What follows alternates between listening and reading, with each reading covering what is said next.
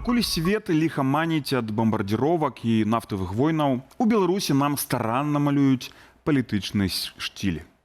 Александр Лукашенко зняў касцюм і пайшоў у народ есці бургеры, жартаваць і паказваць, што ён свой хлопец. Гэты касметычны рамонт іміджу мае вельмі канкрэтную мэту. За кулісамі гэтай ідыліі беларускія чыноўнікі адкрыта кажуць, што чакаюць ад Еўропы зняцця санкцый. І момант абраны невыпадкова. Літаральна праз пару дзён у Менск мае завітаць спецпрадстаўнік Трампа Джон Коул. Ці павераць на Захадзе ў гэтую імітацыю лагоднай Беларусі? Гэта праграма «Пра свет», з вами Сергей Пеляса. І сёння мы зазірнем за дэкарацыі вялікай беларускай палітыкі. Са мной Дмітрий Міцкевич. Прывітанне, Дміцер. Вітаю. І Віталь Цыганкоў. Прывітанне, Віталь. Добрый день. Калегі, давайте вось пачнем ад гэтай паказухі з візітам Лукашэнкі ў беларускую версію МАКа. Віталь, да тебе пытанне. Ты журналіст з велізарным досведам, так? Ад пачатку 90-х сочыш за беларускім палітычным жыццём. Ці тое, што адбываецца, вось гэтай дэгустацыі бургераў, візіты на нейкія прадпрыемствы, ці гэта спроба вярнуць Лукашэнку да вобраза народнага прэзідэнта, узора тады вось сярэдзіны 90-х гадоў? Ці можна ввогуле перезагрузіць гэты імідж пасля вось падзеяў 20-го года, брутальных рэпрэсій? І на каго гэта шоу разлічана, вось гэтыя эпізоды з МАКам? На беларускага спажыўца ці ўсё-такі на будучых амерыканскіх гасцёў? Як ты думаеш? Ну, безумоўна, калі коротка адказваць нельга, ніякай перагрузкі гэтага іміджу не будзе, бо рэальнасць такая, што её не зменіш і, ну, как это, па-руску кажучы, старого кабеля не отмыеш да бела. І мне цікава, што ў гэтым сэнсе весь час каманда там паліттэхналагічная, она, безумоўна, Лукашэнкі ёсць, она прапануе нейкія такія крокі, якія, напэўна, яму прыходзяць, кажуць, што трэба это зрабіць, он пагаджаецца, што трэба, і кожны раз робіць так няўклюдна. Ну, не буду казаць кожны раз, не то, што мы весь час павінны казаць, што Лукашэнку крытыкуем, што сёння ўдачы, бываюць, можа быць, і поспехі, но пра канкрэтна то, што ты спытаў, ну, гэта так выглядала незграбна вот в Макдональдсе, в былым Макдональдсе. Это, разумееце, каб мне, напрыклад, сказалі, ты павінен згуляць ролю Майкла Джордана в кіно. Ну, праблемка ёсць тым, што ён 2 метра, я 1,80 м, і я не магу данчыць зверху, і ён чорнаскуры, я белы. Я бы не змог эту ролю згуляць. Так і Лукашенко іграе ролю так незграбна чалавека, які прыйшоў. Он показал, что ён не умее карыстацца гэтым фінансавым інструментам, як заплаціць. Ён ввогуле не мае грошай там. Ён не умее есці, взял нейкі нож в Макдональдсе, каб рэзаць гэтыя прысмакі, так сказаць. Все гэта выглядала настолькі ганебна, тое, што, ну, на моладзевым сленгу можна сказаць яшчэ больш рэзка. Так што, ну, в дадзеным канкрэтным выпадку вось гэта ідэя, безумоўна, мне здаецца, вот правалілася. Так, Дмітрий, ці ты згодны з тэзісам Віталя, што візіт у МакБай праваліўся, гэта першае, так? І ў працяг гэтай тэмы. Ці гэта была спроба паказаць Захаду менавіта тое, што ён пайшоў у МакБай, у беларускую падробку Макдональдса? Ці гэта была спроба паказаць Захаду, бо чакаецца на візіт спецпрадстаўніка Джона Коула, што, маўляў, мы такія ж, як вы на Захадзе, таксама бургеры любім, так? І ввогуле мы цывілізаваныя, вось, ну да, са сваёй там нейкімі там папраўкамі, так, на нашу спецыфіку. Як ты гэта бачыш? Мне здаецца, што гэта хутчэй спроба паказаць Захаду, ну такая вось зноў жа неўклюдная, што глядзіце, вы нам не настолькі і трэба, мы самі, маўляў, можам зрабіць, вот у вас ёсць бургеры, а мы яшчэ і лепшае зробім. І вот сам Лукашенко нават прыходзіць і гэтым заедаецца. І гэта насамрэч выглядае, вось як Віталь узгадаў моладзевы сленг, гэта рэальны крынж проста. Таму што всім-то зразумела, што і бургеры далёка не тыя. І выглядае гэта, ну, як візіт у нейкую савецкую сталоўку. І паводзіны Лукашэнкі так сабе. Але вот гэта спроба паказаць, што мы вот можам мала таго, што паўтарыць тое, што вы зрабілі, а яшчэ і лепей, гэта той наратыў, які зараз в лукашэнкавай палітыцы увогуле пастаянна прасоўваецца. Імпартазамяшчэнне. Да, то бок гэта менавіта і проста само імпартазамяшчэнне, а па-другое, гэта набіванне сабе цаны. Маўляў, не так вы нам і трэба, што вот вы да нас прыехалі, вы нам штосьці, маўляў, прапаноўваеце, таму што мы тут без вас ужо пераарыентавалі эканоміку, у нас ужо ўсё, маўляў, у парадку. Але ў той жа момант яны пастаянна енчаць, што ім гэтыя перамовы трэба. І вось гэта той момант якраз, калі вось гэтыя два наратывы не супадаюць. І мы-то разумеем, Дадам, що цікаво, що Американо каву можем переименовать, а то что это такое. Так. А на конт импортозамещения того же Лукашенко можно цитовать, который там год-два назад не раз говорил, что цвяки своим не можем робить, сякеры свои не можем, что может быть больше простое? Цвяки, сякеры, лопаты белорусы не робить. Так, американы назву придумали падчас Другой сусветнай войны в Італіі. Американскія жаўнеры прасілі каву ў італьянскіх кавярнях, і так з'явілася гэтая назва. Ну, гэтага нельга памяняць. Ну, ты не можаш бургер назваць бутербродам ці чымсьці яшчэ. Гэта бургер, гэта американо. Сырым славянским словом бутерброд. Калегі, у мяне да вас яшчэ ёсць шмат цікавых пытанняў. Мы зараз вернемся да гэтай размовы, але перад тым паглядзім сюжэт з дэталямі вось гэтага крінжавага піар-хода з візітам у МАК, дзе між іншага быў сабачка, і пра сабачку яшчэ закранем. Абаронца жанчын, аматар жывёлаў і знаўца якаснай беларускай бульбы. Нішто чалавечае яму нібыта не чужое. Гэткі вобраз народнага прэзідэнта старанна малюе беларуская прапаганда. Але ці верыць глядач у гэтае шоу? Давайте паглядзім, як вялікая палітыка перамясцілася з пазалочаных кабінетаў у рэстарацыю фастфуд. Ах, американцы уехали, погибнем. В Макдональдсе, Макбай не первый раз. Ты мне покажи ту булочку, которую вы вчера сделали. А у меня денег нет, милая моя. Дай нож. Антоша, давай. Туды-сюды, туды. Глаза боятся. Вялікая палітыка пачынаецца не за гэтымі дзвярыма, Александр Григорьевич Лукашенко. а за гэтымі. Очень приятно. Как вы здесь устроились? Пакуль жонка Мікалая Снапкова спала, Правильно. ейны муж, ён жа віцэ-прэм'ер Беларусі, на 8 сакавіка прывёў Лукашенка ў рэстаран. И в ресторане в своей жизни я был, ну, может, 3 раза. В обычных ресторанах, советских там и прочих. Макдоналдс – адзін з сімвалаў сучаснай Амерыкі. Пасля сыходу харчовай сеткі з беларускага рынку вядомы як Макбай. На 96% створаны з беларускай прадукцыі, асаблівы гонар Лукашэнкі. Ну, а теперь пусть американцы придут и посмотрят. Вот они приедут ко мне, обязательно их привези сюда. А когда я был сопливым еще президентом, на 2-й год меня Господь надоумил. Я сохранил советские ГОСТы. Узгадаўшы бескаштоўны савецкі досвед, Расію і Чарнобыль надышла чарга падсілкавацца, а грошай няма.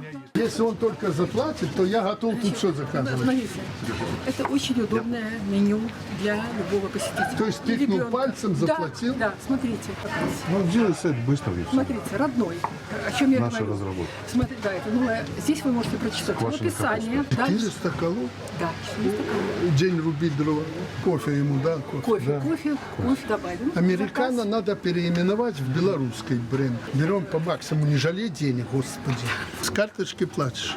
Не обманул? Зачем ты 2 раза платишь за одно? Чым натхняліся лукашэнкаўскія паліттэхнолагі, відавочна. Сафонов, в кассу оплатить. Сафонов, оплатить. У чаканні замовы смолток з нібы раптоўнымі наведвальнікамі. Это голодающий народ, да? Бесплатного не будет, потому что меня Снапков самого кормит. У нас вкуснее. Натурально. На картошка вообще. Картошка. Навокал прапагандысты, удзельнікі конкурсаў прыгажосці, як высветліў партал «Зеркало», шпіц умка нязменна на столе. На камеру Лукашенко не есть, а вось флиртуе охотно. Не волнуйся, если не надо, чтобы муж видел, не покажут.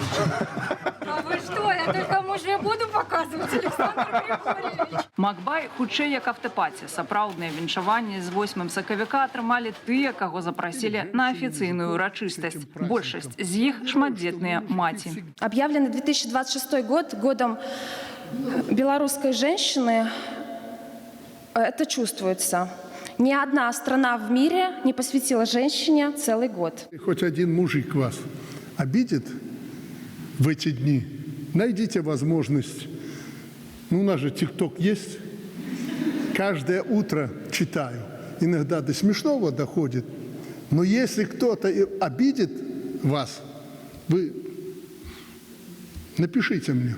Я обязательно отреагирую. Тикток TikTok сапраўды папулярная апошнім часам пляцоўка для зваротаў да Лукашэнкі з просьбамі вырашыць рознага кшталту праблемы. Ягоны аккаунт, створаны пулам першага, там таксама ёсць. Як, дарэчы, і ў інстаграме. І ў адрозненне ад тэлеграму відэа там набіраюць па некалькі тысячаў праглядаў, як і відэа звычайнай лукашэнкаўскай прапаганды. Александр Ильич, ну вот перепелочку еще попробуйте. Я ее увидел живую. Ну ясно, я поняла вас. Судзячы па каментарах, на некаторых вобраз гэткага нібы чалавечнага кіраўніка дзяржавы сапраўды працуе. Лепшае лукашэнкаўскі пол збірае ў асобныя падборкі, як, да прыкладу, гэтыя рэакцыі на прапановы жанчынам звяртацца ў разе крыўды. А калі мужчыну пакрыўдзяць, куды пісаць? Хоць бы хто за мужикоў заступіўся раз у жыцці і таму падобнае. Я не лічу, што беларуская прапаганда занадта канкурэнтна-здольная. Іх просто ім пасуе тое, што акрамя іх на іх інфармацыйным полі беларускім амаль нікога няма, на жаль. Яны все гэта, а калі няма канкурэнцыі, то дзесьці кудысьці да іх тэзы і даходзяць. Я б так на гэта глядзеў. То бок ён проста вярнуўся да свайго рэпертуару, які ён апрацаваў за папярэднія 25 год. На знешнюю аўдыторыю Лукашенко таксама шчыльна працуе. Праблемы з недахопам у працоўным сектары вырашае, цытата, братамі з Узбекистану, заахвочвае выгоднымі умовамі. Ясли, сад, школа, образование высшее на равных с белорусами, русскими людьми, россиянами, украинцами и другими. У России, да прыкладу, цяпер дзеці мігрантаў без ведаў расійскай мовы не могуць паступіць у школу. Там міграцыйная палітыка значна пагоршылася пасля тэракту ў Крокус-Сіці-холе. Словы Лукашэнкі – нішто іншае, як укол Крамлю. Падобна нарэшце выбудаваная і стратэгія па вайне ЗША ў Іране. Пад выглядам эканамічных пытанняў Лукашенко акрэсліў накірункі знешняй супрацы. Прежде всего это Ближний Восток, вообще Восток, Африка, Азия, те страны, куда мы должны идти, и те страны, которые готовы инвестировать в Беларусь. Я часто привожу пример Эмиратов, Омана, которые видят здесь свои интересы. У частцы гэтых краінаў размешчаныя базы ЗША, па якіх цяпер наносяць удары Іран. Калі прагноз парталу Дэлфі спраўдзіцца, 18 сакавіка Менск зноў наведае спецпрадстаўнік Трампа ў Беларусі Джон Коул. Таму хіба буйная акцыя ў Макбаі і даручэнне Снапкову свадзіць туды амерыканцаў зусім не бравада, а прамы сігнал у вонкавую палітычную прастору. Вертаемся в студию до размовы со Дмитром Мицкевичем и Виталием Цыганковым. Виталий, да тебе питание. За апошні 30, больш чым 30 год, вось імідж Лукашэнкі, ён памяняўся, гэта сапраўды спроба зноў ацепліць ягоны імідж, паказаць яго як свойскага хлопца. Ці не, ці нічога новага мы не назіраем, як ты гэта бачыш? Ёсць два аспекты да пытання. Ці ёсць штосьці новага ў палітыцы Лукашэнкі? Ну, гэта не зусім так. Маецца на ўвазе, што ўсё-такі аперішчы на рэпрэсіі, сілавыя структуры і так далей, не будзем распаўсюджвацца, все гэта бачыць і ведаюць. А іншая справа — паралельная рэальнасць прапагандзе, то бок імідж, так? Сапраўды яны спрабуюць, калі ён прыходзіў да ўлады як зацяты разбуральнік гэтай сістэмы, барацьбі з карупцыяй, барацьбі з нацыяналістамі, там, за аднаўленне СССР, все гэта паступова мянялася, і пік был вось такі рэпрэсіўнасці ў 20-м годзе, зараз уже года там з 22-го ён хоча навязаць вот этот імідж такого доброго дзедулі, мірнага такога, пры тым, што людзей за лайкі па-ранейшаму сажаюць на гады і за нейкія каментары і там за перасылку фатаграфіі, а гэтага нібыта нічога няма ж нічога в СМІ дзяржаўных пра рэпрэсіі.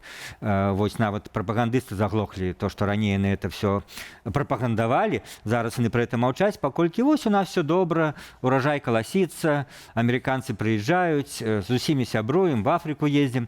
Вот такое. А то, што там недзе кагосьці сажаюць, гэтага няма, а я такі добры дзедуля, які пра ўсё клапоціцца, не злы, вось, дайце мне дажыць спакойна на сваёй уладзе. Зміцер, добры дзедуля прыйшоў з сабачкам у МАК, так? А гэты сабачка, гэта ж не проста сабачка, так? Яго таксама раней піаршчыкі придумалі для яго, каб стаць элементам ацеплення іміджа. Добры дзедуля прыйшоў з сабачкам і беларусам паказваюць, а таксама за мяжу вось гэты імідж, так? А в той жа час Лукашенко арыштоўвае міністра. Міністр навакольнага асяроддзя арыштаваны за хабарніцтва. Вось гэта реальны вобраз. Як такое можа быць, што Лукашенко, які прыйшоў да ўлады на прапагандзе, на агітацыі супраць карупцыі, ён быў галоўны змагар супраць карупцыі. На гэтым ён нібыта прыйшоў да ўлады. І праз 32 гады амаль што ягонага кіравання затрымліваюць ягонага міністра з-за карупцыю. Не, так это ж якраз в ту самую логіку і укладваецца, ну а з кім яму яшчэ змагацца з карупцыяй? Ну, ён змагаецца з карупцыяй сярод тых, каго ён сам прызначыў. Ён не думае, што, ну, то бок людзей просто трымаюць за дурняў, да? То бок гэта гісторыя гэтага ніколі не даруе, але людзей просто ў чарговы раз спрабуюць выставіць дурнямі. Ну, вот ён бярэ, сажае гэтага міністра за карупцыю. Так а хто яго прызначыў? Ну, то бок гэта ж вельмі простая рэч. А в лукашэнкавым разуменні і в разуменні ягонай прапаганды яны выглядаюць як нейкія барацьбіты з карупцыяй. На той жа самай нарадзе, на якой вось ён заяўляе пра пасадку гэтага міністра, ён заяўляе аб тым, што трэба змагацца з пасярэднікамі. Колькі гадоў ён ужо заяўляе пра тое, што трэба змагацца з пасярэднікамі. Это ўжо, ну, вот всю дарогу гэтае заяўленне ідуць, толькі самая галоўная праблема ў тым, што самая галоўная фірма приліпала да дзяржаўнага бюджэта Беларусі і да дзяржаўных прадпрыемстваў Беларусі, гэта клан Лукашэнкі. Ягоныя все сябручкі, дзеці, внукі, сваты, браты, все валодаюць, карацей, рознымі фірмамі, якія гэтым пасярэдніцтвам займаюцца, і гэтыя грошы непасрэдна крадуцца з дзяржаўнага бюджэта і ідуць у кішэню сям'і Лукашэнкі. Зміцер, наступнае пытанне будзе да Віталя, так, по прынцыпу пінг-понга, але я ведаю, што ты падрыхтаваў цікавыя цытаты беларускіх міністраў, чыноўнікаў, якія на фоне вось гэтага ацеплення іміджа Лукашэнкі, на фоне неафіцыйнай інфармацыі пра магчымы візіт спецпрадстаўніка Трампа Джона Коула ў Літву і ў Беларусь, яны выглядаюць цікава, і думаю, што ёсць абмеркаваць. Распавядзі, калі ласка. На пачатку давайте паглядзім цытату спадара Рыжанкова. Гэта вельмі характэрная рэч, таму што адначасова, раптоўна, вось на пачатку гэтага тыдня практычна з кожнага лукашысцкага прасу пачалі даносіцца заявы аб неабходнасці Европы здымаць санкцыі і гэтак далей. І прытым гучаць гэта не толькі з Менску, але і з Европы. І вось тут заява Рыжанкова вельмі характэрная. Давайте послухаем. Вот и звучат такие призывы, знаете, вы в Беларуси что-то вот сделаете большее, что вы делаете, ну там якобы в гуманитарных каких-то координатах, чтобы нам сохранить лицо там у себя перед нашими избирателями и сказать, так Беларусь же что-то сделала. Так делается что-то. Вы хотели, чтобы какие-то люди вышли, значит, на свободу, которые чуть было не привели к коллапсу здесь ситуацию в нашей стране? Ну, их вот выпустили. Ну, давайте, где ваша как-то реакция на вот эти вот гуманитарные шаги президента нашего? Их нету. Вы, говорит, что-нибудь еще. Ну, ребята, так не бывает. И, кроме того, если это сотрудничество будет или должно носить взаимовыгодный характер, ну давайте вместе шаги какие-то делать. Не бывает только вот эта мантра, вот вы должны, вы должны, вы должны. Ну, в конце концов, никто никому не должен, и мы прекрасно развиваемся здесь, наращивая свои отношения с Россией, Китаем, Ираном, Ближним Востоком, Африкой. И я скажу, что на протяжении этих 6 лет мы переориентировали практически всю основную нашу торговлю. Ну, самое смешное, это что мы наращиваем отношения с Ираном, які теперь бомбят американцы с Израилем. Як можно наращивать отношения, коли это Иран там ледь трымаецца? Віталь, да тебе пытанне. Вось гэта эмацыйная заява міністра, гэта кіраўнік дыпламата, ён павінен спакойна. А тут эмоцыі нейкія. Яны яўна незадаволены тым, што амерыканцы не даюць тое, што хоча Лукашенко. Падобная сітуацыя была пад канец летась, калі Лукашенко прямым тэкстам казаў, што яму трэба запчасткі да Боінга, трэба санкцыі здымаць, бо ён ужо пачаў выпускаць палітвязняў, а амерыканцы яшчэ нічога не зрабілі ў адказ. На твою думку, на што разлік гэтай заявы Рыжанкова і чаго ў Мінску чакаюць ад візіта будучага Кола і агулам ад амерыканцаў? Ну, Рыжанкову дадзеная задача неяк спрабаваць размарозіць, налажваць адносіны з Еўропай. Ён выконвае як можа в сілу свайго, ну, скажем, развіцця, характару, прафесійнага ўзроўня і гэтак далей. Тут ужо нейкія канкрэтныя рысы чалавека не маюць такого вялікага значэння, як тое, што стратэгічна гэтую задачу, вот так, як хоча афіцыйны Менск, а вы давайте самі пачынайце што-небудзь рабіць, вызваляйце санкцыі, в сэнсе, адмяняйце санкцыі, ідзіце з намі на перамовы, а мы нічога свайго боку рабіць не будзем, мы ўжо зрабілі, выпусцілі там пару сотняў чалавек. Але Еўропа глядзіць на это не так, Еўропа глядзіць на это стратэгічна. Санкцыі былі введзены па двух асноўных рэчах. Это рэпрэсіі Беларусі, это перш за ўсё большасць санкцыяў за вайну, за то, што Беларусь падтрымлівае вайну Расіі супраць Украіны і тэхнічна, і там прадставіла тэрыторыю і гэтак далей, што лішні раз пра гэта расказваць. Вось калі гэтыя рэчы зменяцца, мы санкцыі здымем. Мяняйце гэтыя рэчы, і мы будзем гатовы ісці вам насустрач в нейкай паступовай пакрокавай манеры. Зміцер, другая цытата, якую ты падрыхтаваў у падтрымку вось гэтага наратыву. Пра што яна? Вот тут якраз та ж самая гісторыя. Турчин літаральна в гэты ж час заявляе, гэта так званы міністр Лукашэнкі, Турчин, кажа, премьер-министр, кажа, что вот и поэтому продолжайте так же настойчиво, как вы и делаете, доводить до европейских партнеров нашу принципиальную позицию о тупиковости санкционного подхода, максимально использовать формирующиеся альтернативные политические идеи в Евросоюзе. То бок гэта вот якраз гаворка аб тым, што рэжым Лукашэнкі рэальна патрабуе зняцця гэтых санкцый.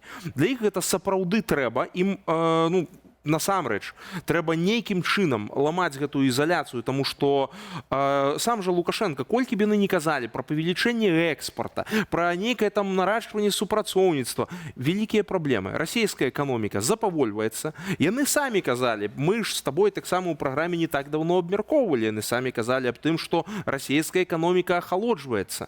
Там вялікія праблемы. Ужо не атрымліваецца нават пры ўдзеле военно-прамысловым комплексе выцягваць столькі грошай, колькі хацелася б. І таму трэба штосьці рабіць. І вот яны актывізуюцца. Одна ремарка. 15 секунд. Экспорт-імпорт, да, першыню за доўгія гады такі вялікі мінус. Мінус 7 мільярдаў негатыўная сальда гандлёвага балансу, 41 мільярд па выніках 25 года экспорт і 48 імпорт.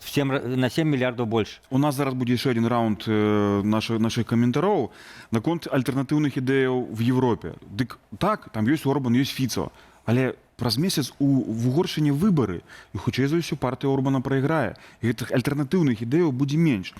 Другая справа наконт расійскай эканомікі. Парадаксальна, але вайна супраць Ірана можа Расіі дапамагчы. Прынамсі, ў нейкі кароткі перыяд. І вось пра гэта наш сюжэт наступны, пра пазіцыю Лукашэнкі да вайны ў Іране. І мы пасля гэтага гэту тэму таксама абмяркуем. Рэакцыя афіцыйнага Менску на бомбардзіроўкі Ірану выглядала, мякка кажучы, нетыпова. Спачатку 2 дні цішыні, потым эмацыйная прамова Лукашэнкі, а на выхадзе максімальна стрыманая пазіцыя МЗС. Чаму лепшыя сябры раптам пачалі выбіраць словы, а беларуская прапаганда атрымала карт-бланш на агрэсію, пакуль дыпламаты гулялі ў нейтралітэт. Разбіраемся, ці не перашкодзіў іранскай салідарнасці кулуарны дыялог з Вашынгтонам. Для Трампа было дзіва, што Іран будзе адказваць на ракетныя ўдары, б'ючы па суседніх краінах. Магчыма, найвялікшае дзіва для ўсіх, што іранскія беспілотнікі атакавалі азербайджанскі аэрапорт у Нахчыване. Беларусь не засталась у Баку. Міністр замежных спраў Рыжанкоў выказаў азербайджанскаму боку занепакоенасць. Прэм'ер Турчин таксама звязаўся са сваім азербайджанскім калегам Алі Асадавым. Начальнік генштабу Беларусі назваў удар іранскага беспілотніка па Азербайджане актам, які супярэчыць нормам міжнароднага права. Менавіта Азербайджану Беларусь пастаўляла паланезы падчас вайны за Карабах. Таму занепакоенасць зразумелая. Раптам зброя яшчэ спатрэбіцца. Пасля атакі Амерыкі і Ізраілю кіраўніцтва Ірану было дэзінтэграванае. Гэта маглі быць рашэнні асобных камандзіраў запускаць дроны ці ракеты. Наўрад ці гэта было скаардынавана, тым больш, што найвышэйшага кіраўніцтва не было, за выключэннем прэзідэнта. У тэлевізійным выступе прэзідэнт Ірану Масуд Пазешкіян папрасіў прабачэння ад свайго імя і ад імя Ірану перад суседнімі краінамі, якія пацярпелі ад удараў. Але удары па суседзях працягваюцца. Нягледзячы на тое, што Турэччына таксама зазнала удары, ані Турэччына, ані Азербайджан на эскалацыю не пойдуць. Не чакаў бы, што Азербайджан ці Турэччына актыўна ўключацца ў гэты канфлікт на нечым баку. Азербайджан у спецыфічнай сітуацыі, бо даўно мае добрыя адносіны з Ізраілем. Магчыма, Іран падазраваў, што Азербайджан можа быць прыхаваным саюзнікам Ізраілю. Да ўсяго, для Ірану Азербайджан у пэўным сэнсе мае вобраз здрадніка, бо Азербайджан цягам стагоддзяў быў часткай іранскай дзяржавы. Паноўныя дынастыі ў Іране часта былі азербайджанскага паходжання. Да ўсяго, у самім Іране жыве 20 мільёнаў азербайджанцаў. То бок, у 2 разы болей, чым у самім Азербайджане. І вядома, што Іран баіцца сепаратысцкіх рухаў, не толькі курдскіх. Але вайна ў Іране выявіла яшчэ адзін цікавы момант. Азербайджан падзякаваў за салідарнасць і Беларусі, і Арменіі. Ці азначае гэта, што стасункі ў рэгіёне будуць і далей наладжвацца? У азербайджанскім спісе падзякаў, дарэчы, няма Расія. А вось дзе яна паспрабуе быць, дык гэта у выбарчай кампаніі ў Арменіі, бо там блізяцца парламенцкія выбары. Россия вельмі хотела нанести шкоду премьеру Армении Николу Пашиняну, але Россия будет опираться на силы, связанные с армянскую церковью, католикосом, які ў вялікім канфлікце з прэм'ерам. Туреччына на Каўказе вядзе палітыку, якая з'яўляецца працягам палітыкі Азербайджану. Калі Баку пачаў нармалізаваць стасункі з Арменіяй, то можна чакаць, што і Анкара з Ерэванам могуць вярнуць амбасады ў сваіх краінах. Відавочным выклікам для паўднёвага Каўказу ў бліжэйшым часам будуць ваенныя цікачы з Ірана. Да міграцыйнага крызісу не гатовы ані Азербайджан, ані Арменія, ані Грузія. І пытанне Турэччыны і іншых краінаў рэгіёну. Ці не закрыюць яны межаў перад уцікачамі? Зміцер, чаму Менск 2 дні маўчаў? Не было каментараў, на твою думку. Першыя 2 дні вайны супраць Ірану. Ну, па-першае, не ведалі, куды гэта ўсё пойдзе. Таму што тут зноў жа варта неяк на 2 крэслах паспрабаваць усядзець. З аднаго боку, з Іранам гэтае партнёрства сапраўды важнае, і рэжым Лукашэнкі яго разглядаў як стратэгічнае, таму што там ёсць шэраг тэхналогій, якія Лукашенко хацеў і хоча атрымаць. Ну, зараз то ўжо вялікае пытанне, ці штосьці з гэтага атрымаецца. Але на той момант для яго гэта было важна. Плюс з другога боку, тут ёсць амерыканцы, і вось візіта, якіх ён чакае, і тут, ну, як бы в вельмі важным пытанні для Злучаных Штатаў адкрываць рот на іх палітыку было бы неяк не вельмі разумна з пункту гледжання Лукашэнкі і з пункту гледжання ягоных гаспадароў у Крамлі. Таму падобна, гэта таксама спрыяе вось і таму іміджу нібыта нейтральнага боку, які таксама прасоўваецца Крамлём. Маўляў, ну, глядзіце, вот, бачыце, яны сапраўды нейтралітэт захоўваюць. Ну, хаця з другога боку, а што Лукашенко мог зрабіць, акрамя заяваў? Ну, як бы зрабіць нічога не мог в гэтым дачыненні. Ну, там, вот толькі в прапагандысцкіх мэтах, там, панасіць кветкі дзесьці, там, пахадзіць, парасказваць пра тое, які там гэты самы аятала быў гуманіст, які ён казаў, да, і все. Гэта все, на што ён здольны. Ён больш нічога зрабіць не можа. І таму вельмі выгадна прадаваць ягоны імідж. Ну, ён все роўна нічого зрабіць раз не можа, так хай хоць павыступае в ролі такога нейтральнага боку. А для Крамля гэта вельмі выгадна. Ну, глядзіце, мы не ціснем на яго, і ён сам рашэнне прымае. Мне здаецца, што все-таки пазіцыя Лукашэнкі і МЗС лукашэнкаўскага, яны былі больш лагодныя параўнанню з расійскімі. Яна іншая пазіцыя. Яна больш нейтральная. Расійская больш агрэсіўная. Яны все больш дазваляюць. Віталь, да цябе пытанне. Ці вось гэта вайна Ізраіля і США супраць Ірана, аперацыя паветраная, як она можа паўплываць на дачыненне рэжыму Лукашэнкі, на вось гэты трэк з Вашынгтонам, асабліва напярэдадні візіта Джона Коула ў Менск? Ну, я думаю, все-таки Лукашенко вымушаны будзе выбіраць прыярытэты, і што мы не казалі, але рацыянальны і практычны выбар будзе на бок Амерыкі, наколькі это магчыма. І тут мы кажам, Лукашенко не абараняе Іран. Так трэба нагадаць ім, што і Расія, акрамя там нейкіх піскаў там прапагандысцкіх, і Кітай не абараняюць Іран. Все разумеюць, што лепш не сувацца, паколькі там не толькі США, Ізраіль, там вся эта арабская коаліцыя, весь рэгіён, в прынцыпе, не зацікаўлены в этом Іране, які он зараз ёсць. Ну, а может быть, на заканчэнне у нас мало часу закончу такой трошки, можа, іранічнай нейкай рэплікай, паколькі, может быть, Лукашенко падумаў, што, ну, колькі ўжо гэты праклён Лукашэнкі дзейнічае, можа, не трэба кагосьці абараняць, бо ён цягам гісторыі абараняў Саддама Хусейна, Мілошевіча, Каддафі, Мадуру, і як яны скончылі. Ён падумаў, ну, может быть, в Іран не буду сувацца, каб не сурочыць гэтага нашых іранскіх калегаў. Так, але падаецца парадаксальна, калі кажацца, што канфлікт зацягнецца, а ён зацягваецца, і павялічыцца попыт на расійскую нафту, ці то легальную, ці паўлегальную, то Лукашенко можа гэтага скарыстацца. Каротка, калі вось Віталь, так? Беларускія МПЗ пачнуць яшчэ больш працаваць, так, на перапрацоўку расійскай нафты, і парадаксальны рэжым Лукашэнкі заробіць вось на гэтай вайне. Не, тут я не прасочваю такой залежнасці, наколькі чытаў эканамістаў, але і гэта справа падвышэння цэны на нафту, яна можа быць часовая, і як пераконваюць амерыканцы, калі вайна закончыцца на іх карысць, безумоўна, то будзе стратэгічнае зніжэнне цэны на нафту і агульнымі намаганнямі, в тым ліку з-за таго, што іранская нафта ўжо без санкцый пойдзе на рынок. Зразумела, дзякую. Са мной у студыі былі Віталь Цыганкоў і Зміцер Міцкевич. Дзякуй, калегі.